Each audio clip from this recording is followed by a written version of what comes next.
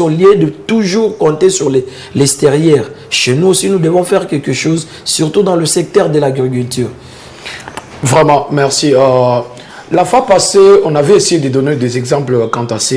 On avait dit, est-ce que ce n'est pas possible d'initier l'idée même au niveau du Parlement, que chaque député nationaux, que les députés nationaux puissent s'intégrer vraiment dans ces projets pour que chacun d'eux aille au moins 1000 hectares, ne fût-ce que 1000 hectares, ou soit 100 hectares, bon, disons même 100 hectares, parce que 100 hectares se payent dans leur niveau. Bon, prenons par exemple 1000 hectares à chaque député. Cela ne peut pas faire quelque chose pour que la population congolaise, pour que la RDC vive mieux à ce qui concerne à manger.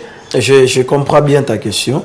D'abord, ce qu'il faut savoir, mon cher Willy, les députés, ce n'est pas à eux de faire l'agriculture ou d'avoir les hectares. C'est la responsabilité du gouvernement central. C'est pour cela qu'il y a un ministre de tutelle qui doit gérer ces secteurs-là. Les députés sont là pour contrôler l'État et contrôler les institutions.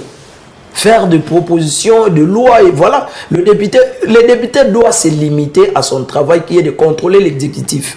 Tandis que l'État, le gouvernement en place, ceux qui ont la responsabilité de gérer ces secteurs-là, c'est à eux de donner des propositions, de faire des propositions à la première ministre, et la première ministre de son côté, faire en sorte que ces projets-là puissent être exécutés pour que ça puisse donner quand même quelque chose pour le pays, quelque chose dans ces secteurs-là. Aujourd'hui, si vous partez dans le riz de Kinshasa, vous demandez, je ne sais pas si mon ami Gloire Nkolo peut me citer le nom du ministre de l'agriculture en RDC. Beaucoup de gens ne le connaissent pas.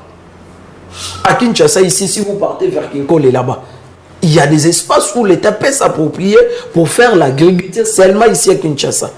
Si vous partez de la route qui amène vers Bandundu, il y a des espaces où l'État peut s'approprier pour faire de l'agriculture.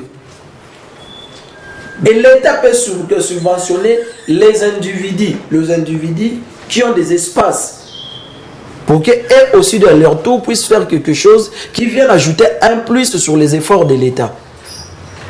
Un criminel et député, moi personnellement, je ne vois pas comment est-ce qu'un député peut se dire avoir l'État. Si c'est un individu qui le fait de manière personnelle, pas en qualité d'un citoyen normal, pas en qualité d'un député, là c'est compréhensible. Mais nous ne pouvons pas exiger aux députés d'avoir des hectares pour contribuer à l'agriculture. Il revient à l'État congolais de prendre